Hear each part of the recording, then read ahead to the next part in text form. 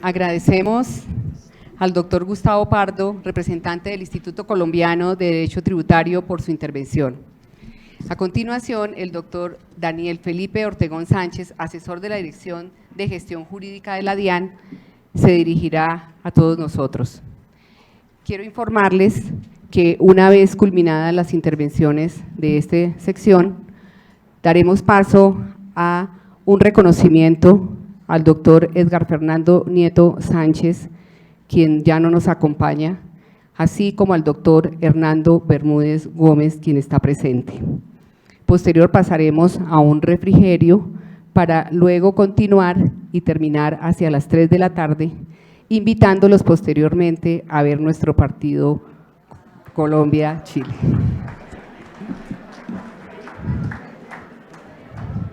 Doctor Ortegón.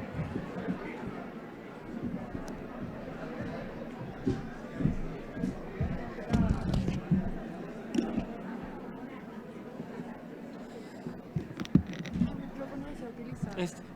Sí, está bien.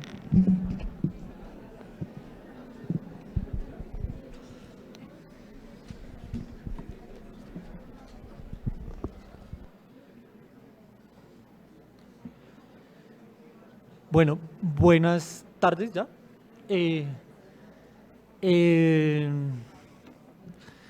Como primera medida para nosotros es un gusto estar acá en este panel que realmente nos enriquece a nosotros en el proceso de construcción de la reforma tributaria.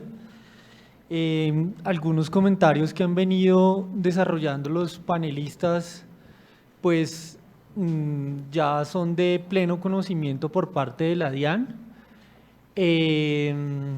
La DIAN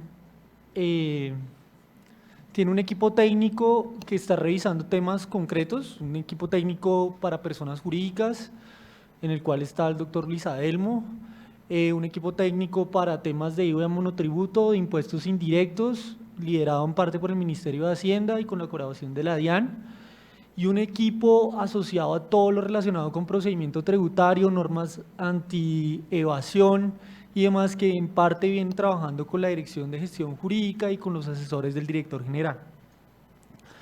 Pero como hemos venido escuchando los panelistas con algunas inquietudes asociadas con el diseño en el impuesto de personas jurídicas, en el impuesto de renta para personas jurídicas, yo me voy a permitir hacer algún tipo de precisión que creo que son importantes para efectos de este debate.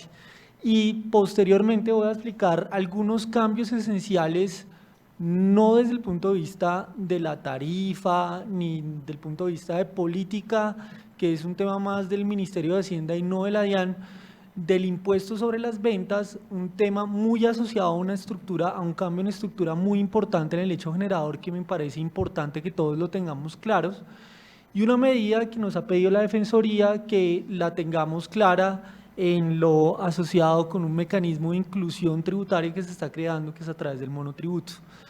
Entonces, como primera medida, voy a hacer algunas precisiones asociadas con varios temas: el tema de zonas francas, el tema de activos fijos, la norma de ganancias ocasionales, cuál era la intención de nosotros al momento de meter esa norma que hace referencia, que está tratando de aclarar algo del régimen de ganancias ocasionales. Un tema ya que es muy jurídico, que es todo lo asociado con el principio de reserva de ley y capacidad contributiva, que lo señaló el doctor Gustavo Pardo, y algo asociado con depreciaciones, amortizaciones y con sobre todo en el tema de depreciaciones, algo para generarle tranquilidad absolutamente a todo el mundo con ese tope del 5%, que en ausencia de reglamentación la tasa de depreciación será del 5%. ¿Listo? Entonces, con el tema de zonas francas. En el tema de zonas francas, lo que primero quiero dejar claro es que la tarifa de las zonas francas, la tarifa de las zonas francas será del menos 10% de la tarifa general del impuesto sobre las rentas. Eso no incluye sobretasa no incluye la sobretasa. En la presentación que hizo el doctor Chaparro, estaba dentro del cálculo de los menos 10 puntos, estaba asociado con un tema de sobretasa, es menos 10 puntos de la tarifa general. Segundo, que en lo asociado con el tema de si hay un problema en la confianza inversionista por parte de los contribuyentes que tienen o constituyeron zonas francas antes del año 2013, que antes del año 2013, como ustedes bien lo saben, solo tenían que pagar 15% del impuesto sobre la renta, y que los que pagaban, los que se constituyeron después del año 2013 pagaban el 15% más el 9% del CRE más la sobretasa cuando tenían lugar a ello.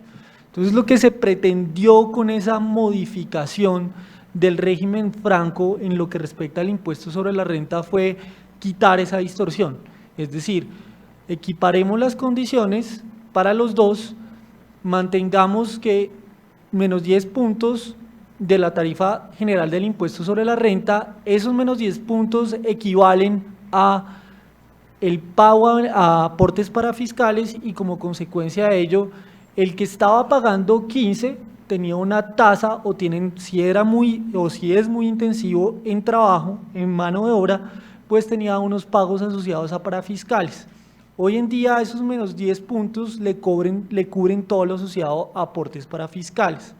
Entonces, en concepto nuestro, primero eliminamos la distorsión de zonas francas desde el año, las constituidas antes del 2013 y las constituidas de manera posterior al 2013, se elimina esa distorsión, se ponen en igualdad de condiciones, y adicionalmente para las del año 2013 se les está dando la oportunidad de que lo que están pagando por el impuesto sobre la renta cubra lo asociado a toda la parafiscalidad.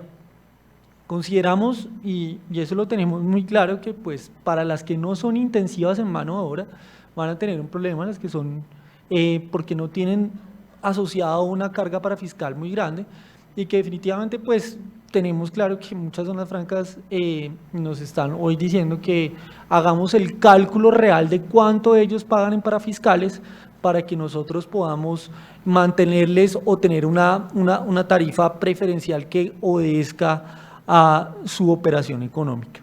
Segundo, el tema de reserva de ley y capacidad contributiva de todo el diseño del impuesto de renta para personas jurídicas.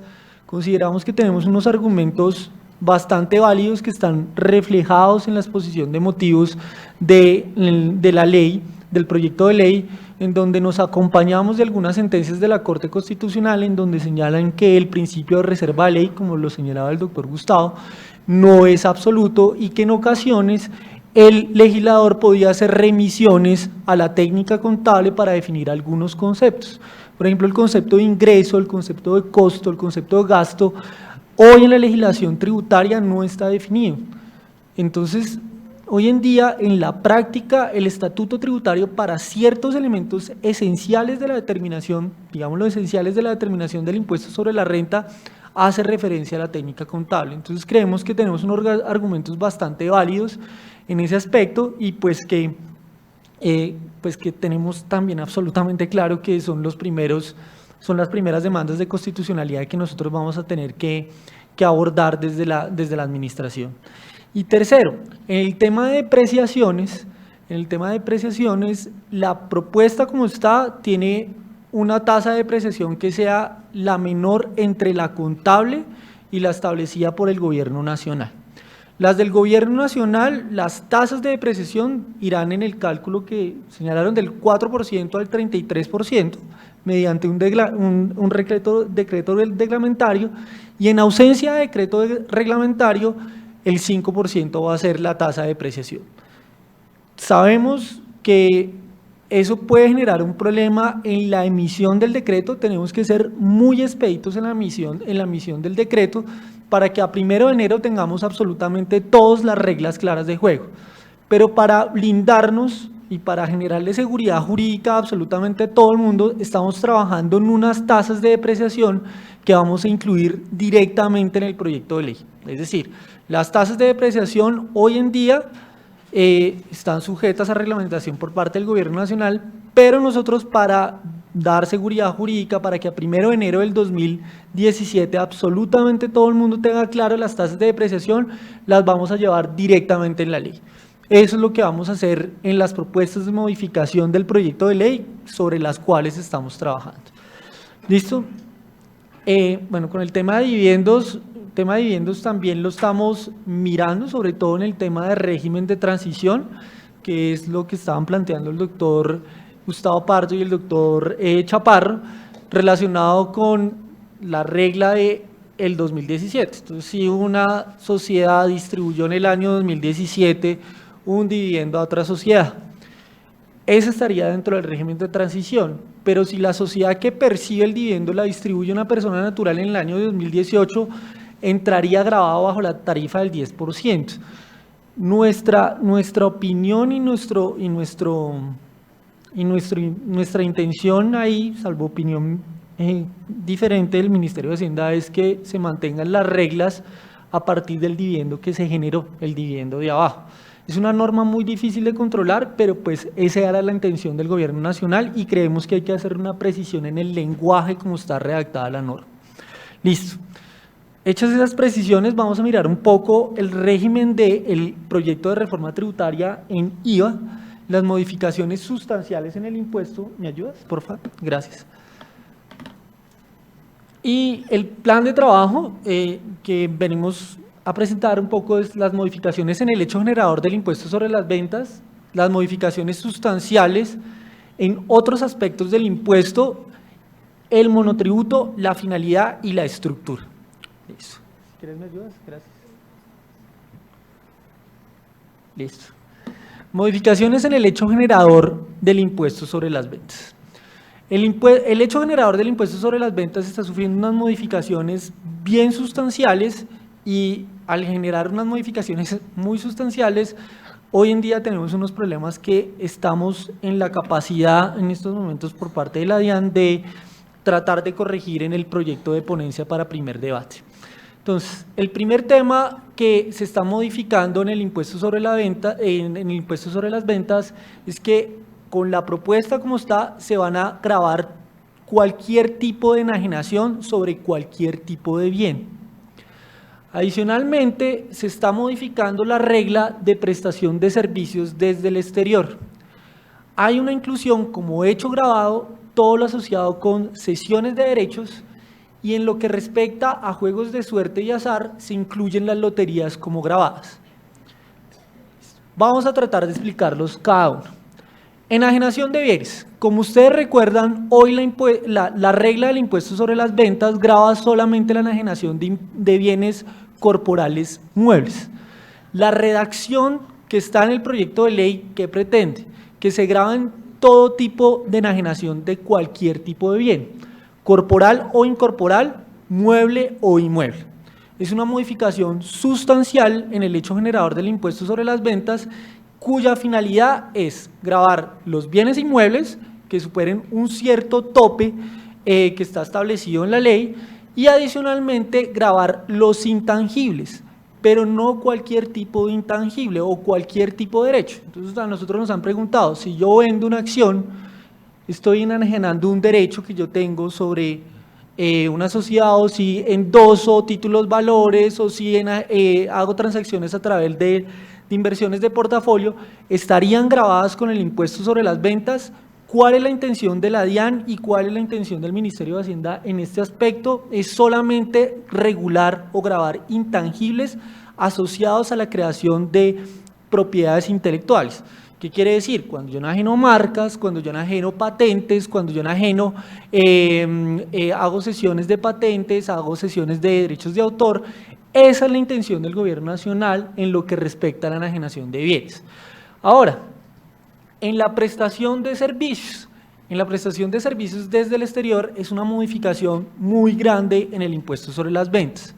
Como ustedes lo saben, hoy en día la regla general en lo que respecta a prestación de servicios desde el exterior es que se entienden prestados en el lugar donde el prestador del servicio se encuentra localizado. Es la regla general. Entonces, si a mí me están prestando un servicio utilizando a Panamá, me están prestando un servicio desde Panamá hacia Colombia, la regla en el impuesto sobre las ventas hoy en día es que se entiende grabado donde se encuentra el prestador del servicio, salvo algunas cosas que están muy taxativas en el parágrafo tercero del artículo 420, que es todo lo relacionado con temas de consultoría, software, regla general, esos dos conceptos. La regla que estamos proponiendo en el proyecto de reforma tributaria es cambiar ese modelo. Y cambiar ese modelo, ¿qué implica? Que todo servicio prestado desde el exterior y que sea efectivamente utilizado en Colombia se entiende grabado ya no en el exterior, sino se entiende grabado en Colombia. Esa es la aplicación de un principio que rige las mercancías en general, que se llama el principio de destino. Como el impuesto al valor agregado es un impuesto que grava el consumo final como consecuencia de ello se va a gravar en el lugar donde se consume o en el destino. Es la regla general en mercancías y nosotros no lo habíamos adoptado para servicios, pero lo estamos adoptando hoy en día para servicios. ¿Listo? Cesiones de derechos. Esto está incluido en la regla de prestaciones de servicios. La pregunta es, ¿toda cesión de derecho está grabado? Por ejemplo, una cesión de un derecho crediticio estaría grabado con el impuesto sobre las ventas. La idea del gobierno y la idea de la DIANI, que va a salir en la propuesta de modificación de proyecto de ley de primer debate, es solamente grabar las cesiones de derechos asociadas a aquellos intangibles que queremos grabar. Es decir, cesiones de derechos asociadas a propiedades industriales, marcas, patentes, etc. Entonces, esa es la finalidad de grabar las cesiones de derechos. Hoy en día, desde el punto de vista de la propiedad industrial, no toda cesión de derecho implica una transferencia de dominio. Hay una regulación especial para lo relacionado a propiedades intelectuales en donde yo puedo ceder el derecho, pero solamente no transfiero la propiedad y si le entrego es el usufructo. Aquí lo que queremos grabar es ese tipo de transacciones. Y el literal B, bueno, qué pena, ahí hay un error de typo. Las loterías se están incluyendo dentro del hecho generador del impuesto. Acá es importante tener en cuenta unas reglas especiales para la prestación del servicio y la adquisición de intangibles desde el exterior.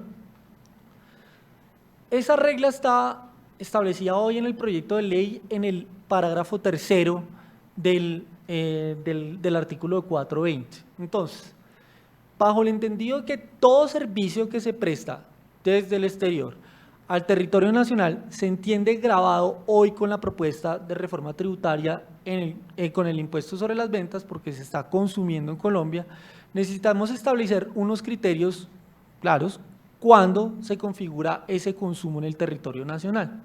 Entonces, ¿cuál es la regla? Si el usuario directo o el destinatario es un residente fiscal, es un domiciliado en Colombia, tiene su actividad económica en Colombia o es un establecimiento permanente, si el usuario es de ese servicio o de ese intangible, es alguno de estos sujetos y está localizado en el territorio colombiano, se entiende grabado con el impuesto sobre las ventas. ¿Qué supuestos estamos acogiendo? Ay, perdón.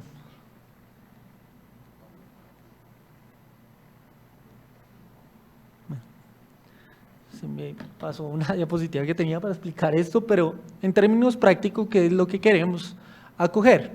El concepto de usuario directo, lo que queremos buscar es que a pesar de que yo pueda realizar la transacción afuera de Colombia, hagan de cuenta, yo soy una sucursal de una sociedad extranjera. La sociedad extranjera contrata un servicio con una sociedad panameña. La sociedad extranjera está localizada en Estados Unidos, contrata Panamá, Estados Unidos. Pero el beneficiario del servicio directamente no es mi principal, sino mi sucursal, y la sucursal está localizada en Colombia. Como consecuencia de la regla que hoy estamos estableciendo, ese servicio se entiende grabado con el impuesto sobre las ventas, independientemente que quien lo haya contratado esté localizado en el exterior. ¿Listo? Eso es lo que queremos nosotros hoy controlar. Desde el punto de vista técnico, lo que queremos eliminar es las distorsiones que hoy se generan con servicios que son prestados desde Colombia, que están grabados con el impuesto sobre las ventas, y con servicios que están desde el exterior, prestados desde el exterior y que no se encuentran gravados con el impuesto. Eso genera una distorsión, una inequidad y adicionalmente es una oportunidad de planeación tributaria. Es una oportunidad de planeación tributaria ¿en qué sentido? Yo puedo relocalizar un servicio con una vinculada mía, la pongo en Panamá, me presta un servicio desde Panamá a Colombia, un servicio que no está grabado, le reparto y le pago por ese servicio, hago una dispersión artificiosa de utilidades, se la pago a esa panameña y no va sin impuestos, no va con el impuesto sobre el valor, sobre las ventas, porque no es un impuesto, no es una actividad o una operación que se encuentre sujeta a este gravamen. Como consecuencia de ello, hoy en día es una oportunidad de planeación tributaria que se quiere restringir con la inclusión de esta sujeción. ¿Cómo hacemos operativo este régimen? Este régimen es bien difícil de hacerlo operativo. La primera manera que se nos ocurrió hacerlo operativo es mediante una retención a través del sistema financiero. Entonces, es odioso hacer referencia a algún tipo de estos servicios, pero pongan del caso Netflix.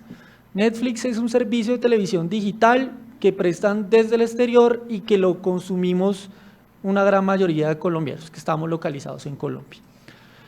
Para que el impuesto tenga realmente algún tipo de sentido y se haga efectivo, uno puede hacer una de dos cosas. O traer a Netflix y volverlo responsable directamente del impuesto sobre las ventas, que se localice acá en Colombia, y para eso tocaría hacer una modificación muy sustancial, obligarlos que vengan a Colombia, o lo hace a través del medio de pago que están recibiendo, a través del sistema del medio de pago que está recibiendo Netflix, ese tipo de ingresos. Entonces, ¿cómo lo realiza? Como usted está pagando con su tarjeta de crédito, entonces en el momento que usted paga con su tarjeta de crédito, enseguida se le causa una retención del 100% del impuesto sobre las ventas que se genera con ese tipo de operaciones. Ahora, no todos los tipos de operaciones son a través del sistema financiero, a través de sistemas, tarjetas de crédito o medios de pagos diferentes como una pasarela de pagos que puede ser PCE o entre otros, o cuando usted va al Baloto y paga ese tipo de compra, la prepagada o el prepago de ese tipo de servicios, sino lo puede hacer directamente. Entonces, en ese caso, cuando está la segunda regla, la retención en la fuente para quienes contraten con personas o entidades sin residencia o domicilio en el país, la prestación del servicio de servicios grabados en el territorio nacional con relación a los mismos. Entonces, quien está recibiendo el servicio se vuelve responsable del impuesto sobre las ventas, hace la retención y como consecuencia de ello tiene que declarar el impuesto ante la autoridad tributaria. Es vía retención en la fuente o vía cambiando la responsabilidad para la persona que está recibiendo el servicio. Este sistema de retención en la fuente, yo sé que la gran mayoría les parece un costo transaccional muy complejo el segundo numeral, pero el primer numeral, el del sistema de retención en la fuente, nosotros lo estamos localizando o nosotros lo que queremos capturar con este sistema de retención en la fuente es que todas aquellas cosas que son de consumo masivo, es decir, que son directamente para el consumidor final, se vayan por el sistema de retención en la fuente a través del sistema financiero. Y lo que es a través, o que son servicios prestados no para el consumo masivo, sino para desarrollo de ciertas actividades de las empresas, se vayan por la segunda regla.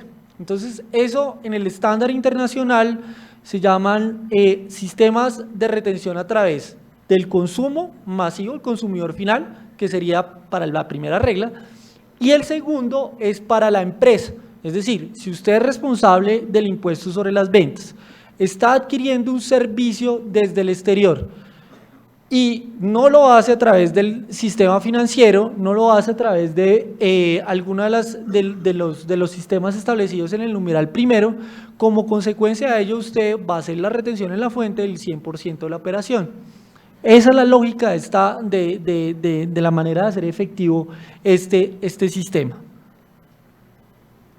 ¿Qué otras modificaciones sustanciales hay en el impuesto sobre las ventas?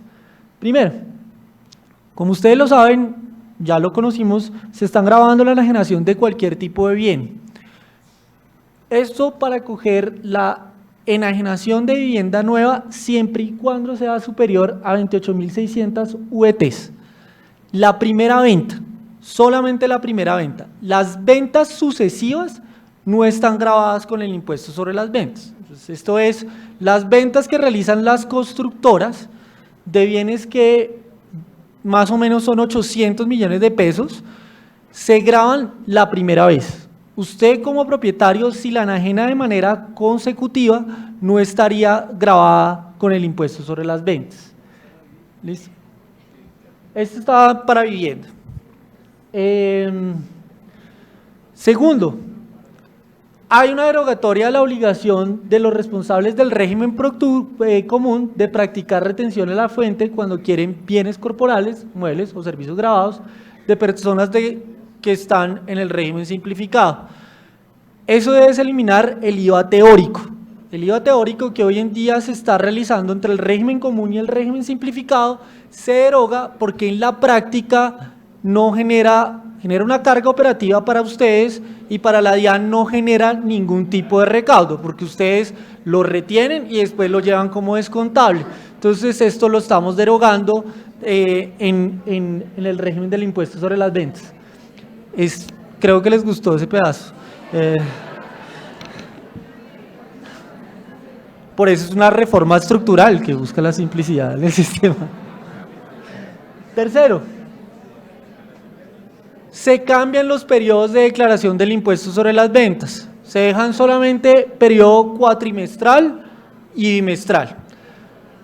El bimestral va a estar todas aquellas personas que estén con ingresos brutos superiores a 92.000 UETs. Los que estén debajo son todos, absolutamente todos, son cuatrimestrales. Listo. Monotributo. No es un mico. El monotributo. A ver, filosofía del monotributo. El monotributo no es una innovación de la DIAN, es un sistema de determinación simplificada del impuesto que opera en muchos países. Opera en Argentina, opera en Uruguay, opera en España, opera en demasiadas jurisdicciones. Es un sistema que no busca atraer recaudo, es un sistema que busca formalizar a ciertos sectores. Eso es lo que se busca con el monotributo. Esa es la finalidad del monotributo, formalizar a los contribuyentes que están en ciertos sectores que son muy propensos a la evasión. Esa es la primera regla. La segunda regla del monotributo es que el monotributo es voluntario. El que quiera pagar el monotributo lo paga, el que no lo quiera determina su impuesto mediante el régimen ordinario del impuesto sobre la renta. Tercera cosa muy importante del impuesto o del monotributo. El monotributo solamente cubre o busca cubrir las obligaciones asociadas al impuesto sobre la renta, no al impuesto sobre las ventas. ¿Y cuál es la razón de que no cubra el impuesto sobre las ventas? Que está dentro, los destinatarios del monotributo están dentro del régimen simplificado. Es decir, solamente podrán optar al monotributo quienes tengan un rango de ingresos de 1.400 UETs a 3.500 UETs. Eso es importante. El régimen simplificado o las obligaciones para pertenecer o los requisitos para pertenecer al régimen común se están disminuyendo en la propuesta de reforma tributaria. Se están bajando todos los topes de 4.000 UETs a 3.500. Entonces, Los destinatarios de este impuesto exclusivamente son aquellas personas que están en el régimen simplificado, como acá lo señalamos. Segundo requisito para el destinatario del monotributo, que tenga un establecimiento de comercio con un área inferior o igual a 50 metros cuadrados. Tercero, que sean elegibles a pertenecer al sistema BEPS. BEPS no lo que vimos ahorita con Carlos Chaparro y el doctor Gustavo Pardo, sino a una cosa que se llama beneficios económicos periódicos, que es un sistema que tiene el gobierno nacional sustitutivo de la mesada pensional. Y tercero, que la actividad económica se restrinja, la actividad económica de la persona que quiere optar al monotributo se restrinja a aquellas personas que realicen comercio al por menor y las actividades de peluquerías. Esto en un principio se entendió muy mal. Hoy en día le están viendo muchos beneficios asociados al régimen del monotributo. Y lo que se está buscando es que no solamente se restrinja a estos dos tipos de operaciones, sino que se abra a muchos sectores, a otro tipo de actividades económicas. ¿Cuál es el proceso de entrada del monotributo? El proceso de entrada es el siguiente. Tengo que irme a inscribir en el registro único tributario antes del 31 de marzo y señalar que voy a optar por el régimen del monotributo. Los sujetos que están en el régimen común que quieran optar por el monotributo deberán demostrar que durante los 3 años anteriores a la entrada en vigencia de la norma han tenido las condiciones para optar al sistema del monotributo, es decir, que tengan ingresos inferiores de 1.400 a 3.500 VTs. Listo. ¿Cuáles son las tarifas? Las tarifas del monotributo son las siguientes. La categoría A, si está en el rango de 0 a 2.100 VTs, el valor anual para pagar por el monotributo es de 16 VTs y ese componente, como ahorita lo vamos a ver, tiene unos beneficios asociados a ese pago. El porcentaje que se va por efectos de impuesto son 14 VTs y el que se va para BEPS, que son temas asociados a mesadas pensionales, es de 2 VTs. Si estoy dentro del rango de 2.100 a 2.800, voy a tener 24 VTs. Y si estoy en el rango más alto, lo máximo que voy a pagar son 32 VTs al año. ¿Listo? ¿Cuáles son los beneficios asociados al régimen del monotributo? Entonces, como es un monotributo, lo que busca es, con una sola cuota de pago de un impuesto, cobijar varios beneficios. ¿Cuáles son esos beneficios? Primero, el que les comenté de BEPS, que es una asignación pensional, algo parecido a una pensión, que el gobierno nacional hoy a través de Colpensiones estimula. Un beneficio asociado a riesgos laborales. Con el pago del monotributo, ustedes inmediatamente están cubiertos por cualquier riesgo laboral a través de una entidad del Estado que se llama Positiva. Y tercero, si están en la categoría C del régimen del monotributo, tienen beneficios de cajas de compensación. Los beneficios asociados a recreación familiar y, si no estoy mal, subsidio de vivienda. Esos son los beneficios generales del monotributo. Como les digo, o sea, la idea del gobierno nacional con el monotributo es un sustitutivo del impuesto sobre la renta que busca formalizar sectores que son propensos a la evasión y que con ello trae unos beneficios asociados que son los que están acá descritos. Muchísimas gracias, que estén muy bien. Hasta luego.